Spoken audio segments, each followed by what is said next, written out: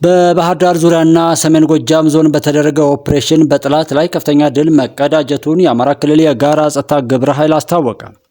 እንደ ግብረ ኃይሉ መግለጫ የምስራቅ እዝና የክልሉ የጸጥታ ኃይል የጋራ እቅድና ስምሪት በጠላት ላይ ከፍተኛ ድል የተገኘበት እና በርካታ የጠላት ኃይል ከጥቅም ውጪ የተደረገበት መሆኑን ለማወቅ ተችሏል ብሏል።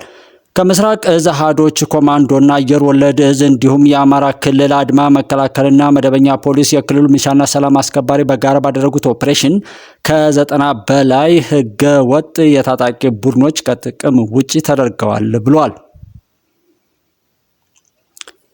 ህገወጥ የታጣቂ ቡድኖች በባህር ዳር ዙሪያ ባሉ ገጠራማ አካባቢዎችና የሰሜን ጎጃም ዞን የገጠር ወረዳዎች አካባቢ በማገትና ገንዘብ በመቀበል የመኪና አስቁሞ ዘረፋ በማድረግ ቀረጥ በማስከፈል ህዝቡ ከወንጀል ስጋት ነፃ ሆኖ መንቀሳቀስና ተግባሩን መፈጸም እንዳይችል ሲያደርጉ መቆየታቸውም ተጠቅሷል።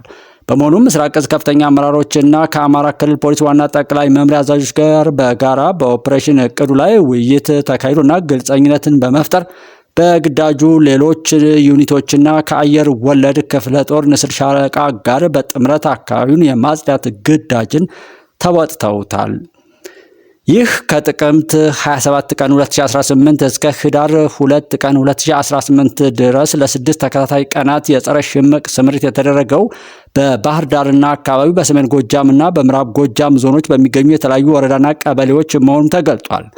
ስምሪቱን እንዲያስተባብሩ ከተመደቡት አመራሮች ውስጥ ብርጋዴር ጀነራል አዲሱ መሐመድ የአማራ ክልል ፖሊስ ወንጀል መከላከል ጠቅላይ መምሪያ አዛዥ ምክትል ኮሚሽነር አበበ ውቤ እና የአየር ወለድ ክፍለ ጦር ንስር ሻለቃ አዛዥ ሻለቃ አስናቀ መርዕድ በሰጡት ማብራሪያ በጥምረት በተደረገ ኦፕሬሽን 27 ህገወጥ ታጣቂዎች ላይ እርምጃ የተወሰደባቸው ሲሆን 8 ቆስሏል፣ 61ዱም ተማርኳል።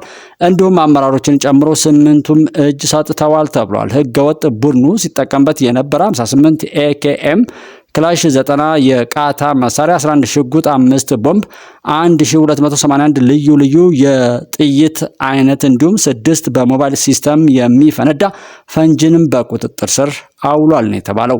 በአጠቃላይ ይህ ኦፕሬሽን ጠላት ከፍተኛ በሆነ የስነ ልቦና ጫና ውስጥ ገብቶ እንዲኮላሽና ተረጋግቶ እንዳይንቀሳቀስ ያደረገ ሲሆን ጥምር ጦሩ እግር በእግር እየተከተለ የማረከ ጠላት ይዞት የነበረውን አካባቢ የማጽዳት ስራ መሰራቱን የጥምር ጦሩ አመራሮች ተናግረዋል። እንደ አዛዦቹ ገለጻ ይህ ውጤት የተገኘው አስቀድሞ ሁሉም የጸጥታ አመራሩ በእቅዱ ላይ በመወያየትና ቀጠናዎችን በጋራ ለይቶ ክፍፍል በማድረግ ወደ ስራ በመገባቱ የአመራሩም ጥብቅ ክትትልና ድጋፍ ተናቦና ተግባብቶ በቅንጅት ግዳጁን በመፈጸሙ የተገኘ ውጤት መሆኑን አክለው አብራርተውታል። የትግራይ ኃይሎች በመጋሌ ወረዳ የያዟቸውን መንደሮች ለቀው እንዲወጡ የሚጠይቁ ሰላማዊ ሰልፎች በአፋር ክልል የተለያዩ ወረዳዎች እየተካሄዱ ነው። የትግራይ ጸጥታ ኃይሎች በአፋር ክልል በመጋሌ ወረዳ ቶንሳ ቀበሌ የከፈቱትን ጥቃት የሚያወግዙና ቡድኑ የያዛቸውን መንደሮች ለቆ እንዲወጣ የሚጠይቁ የተቃውሞ ሰልፎች በተለያዩ የክልሉ አካባቢዎች ላለፉት 2 ቀናት በመካሄዳቸው ነዋሪዎችና አመራሮች ለአዲስ ስታንዳርድ ገልጠዋል።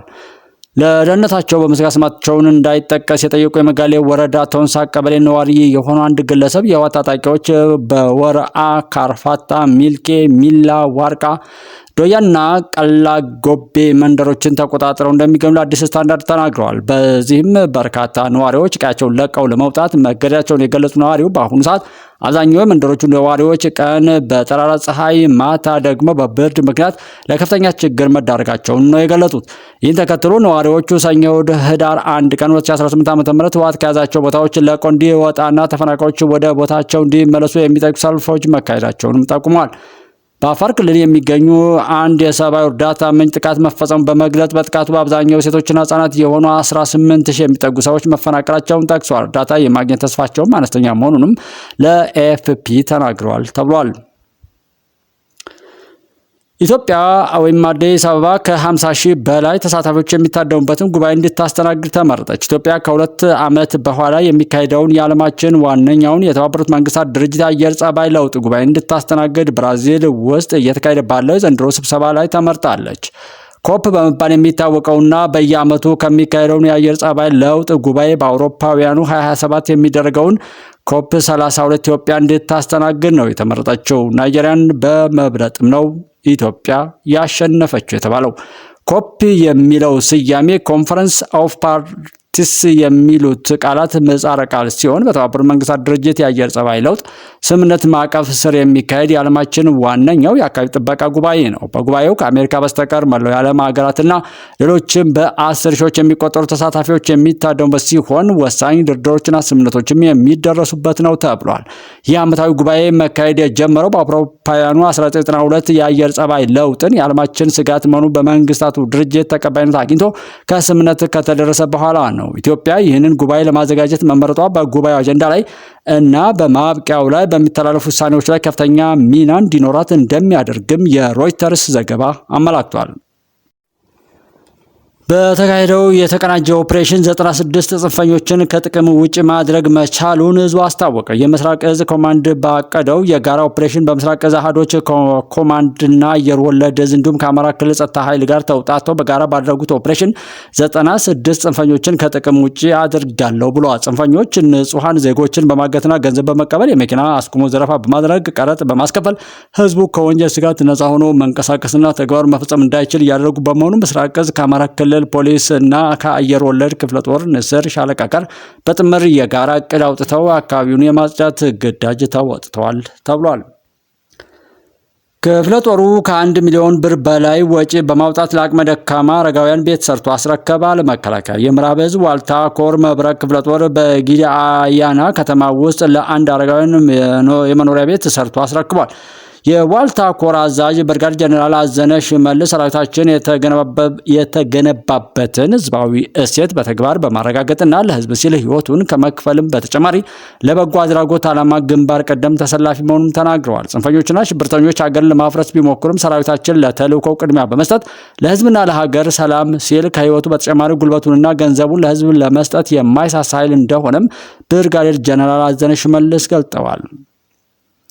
የመብረቅ ክፍለ ጦር አዛዥ ሌተናል ኮሎኔል አሸሹም በዚያ እንደ ሀገር የቀጠለውን የበጎ አድራጎት ስራ ሰራዊታችንን በግዳጅ ቀጠናው እየተገበረ በመሆኑ ክፍለ ጦሩ ከ1 ሚሊዮን ብር በላይ ወጪ በማውጣት የአቅመ ደካማ አረጋውያን መኖሪያ ቤት ሰርቶ ማስረከብ መቻሉን አስረድቷል። የጊዳ አያና ከተማ ከንቲባ አቶ ሙሉጌታ በቀለ በቀጠናው ላይ ክፍለ ጦሩ ውጤታማ የግዳጅ አፈጻጸም ማሳየቱን አስታውሰው ህዝብን በመርዳትና በመደገፍ እያደረገ ያለው አስተዋጽኦ የሚደነቅ ተግባር መሆኑን አንስተዋል። መኖሪያ ቤት የተሰራላቸው አረጋዊት ወይዘሮ ትርሴ አዱ ክብር ለጀግናው ሰራዊታችን ይሁንና ዳግም የተወለድኩ ያክል ነው የተሰማኝ፣ ስለተደረገልኝ ድጋፍ ሁሉ አመሰግናለሁ ብለዋል።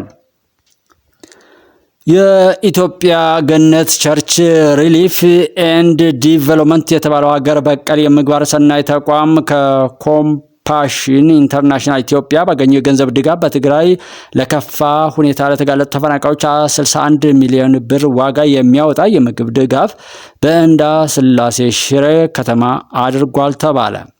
የምግባረ ሰናይ ተቋሙ ስራ አስኪያጅ ሌበን ጸጋይ ያደረግነው የእህልና ዘይት ድጋፍ ነው። የስራ አጋራችን ከሆነው ኮምፓሽን ኢንተርናሽናል ኢትዮጵያ በተገኘ የ61 ሚሊዮን ብር ነው ድጋፍ የተደረገው ሲሉ ገልጿል።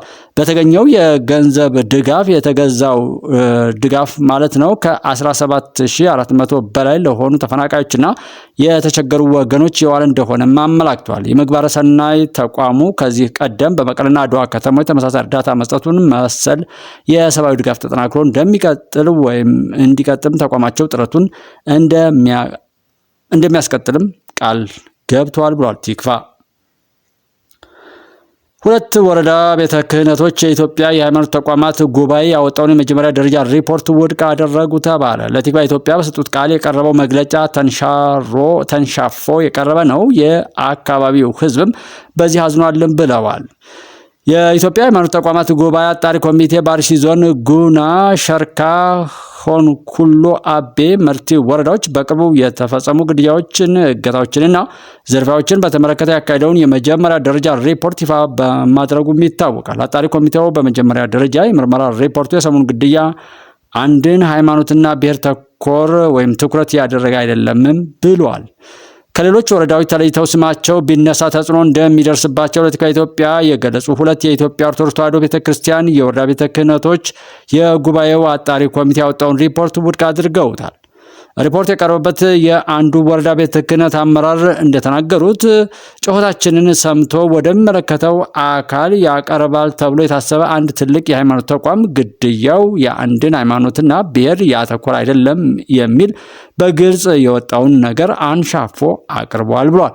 ሰዎቹ በትክክል ከቤት ውጡ፣ አገሩን ልቀቁ፣ አይመለከታችሁም፣ ቤቱ ንብረቱ የእናንተ አይደለም መባላቸውን ከሞት የተረፉት በህይወት ያሉትም ጭምር የተናገሩ ብሔር ተኮር አይደለም ተብሎ ሲቀርብ የተገደልን ጨክኑ፣ በርቱ እንደ ማለትም ነው ያሉት። የቀረበው መግለጫ ውሸት ነው። እንዲህ እየተገደሉ እየታየ እንኳን ተንሻፎ የቀረበው መግለጫ አካባቢ ላይ ያለውን ህዝብ እጅግ በጣም አሳዝኖታል። ከዚህ በኋላ ወደ ሃይማኖትም ተቋማትም ወደ መንግስትም አንሄድም፣ ወደ ሰማይ አምላክ ብቻ እንጮሃለን፣ የሰማይ አምላክ ፍርዱን ይስጥ እያልን ህዝቡን እያጽናናን ነው ያለ ነው ብለዋል።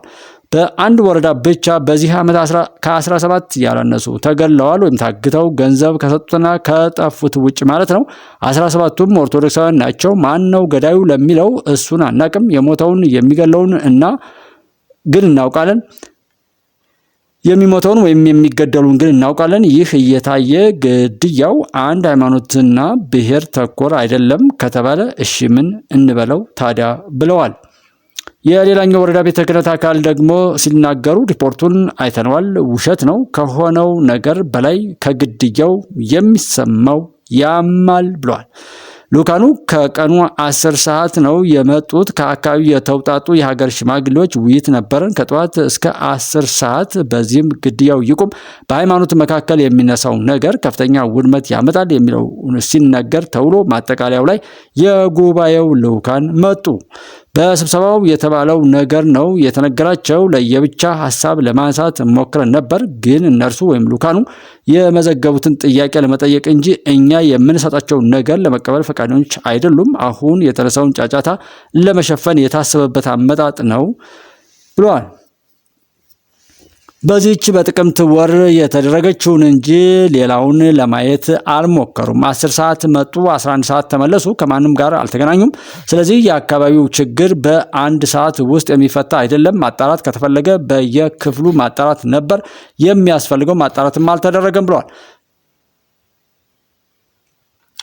ደርሶ እንደመመለስ አይነት ነገር ነው የተደረገው። በአመጣጣቸውም በጥያቄዎቻቸውም ወይም በልኡካኑ ቅሬታ አለ። የወጣው መግለጫ ደግሞ እንደተባለው ከሆነ ለምን ዝርዝር አይቀርብም? እኛ ዝርዝር ልንሰጣቸው ፈቃደኞች ነበርን። የሞቱትን በሪፖርቱ ሁሉም ተጎድቷል የሚል ነገር ነው ያየነው። ሁሉም ከተጎዳ ለምን ከሌላኛው እምነት አይጠቀስም? ሃይማኖት ተኮር ካልሆነ ብለዋል። በእኛ በኩል ከመስከረም 2 ቀን 2016 ዓ.ም ጀምሮ እስከ ጥቅምት 18 ቀን 2018 ዓ.ም ድረስ በወረዳው ብቻ የተገደሉት 120 ምዕመናን ዝርዝር አለን፣ ግን ዝርዝሩን ለመውሰድ ፈቃደኞች አይደሉም።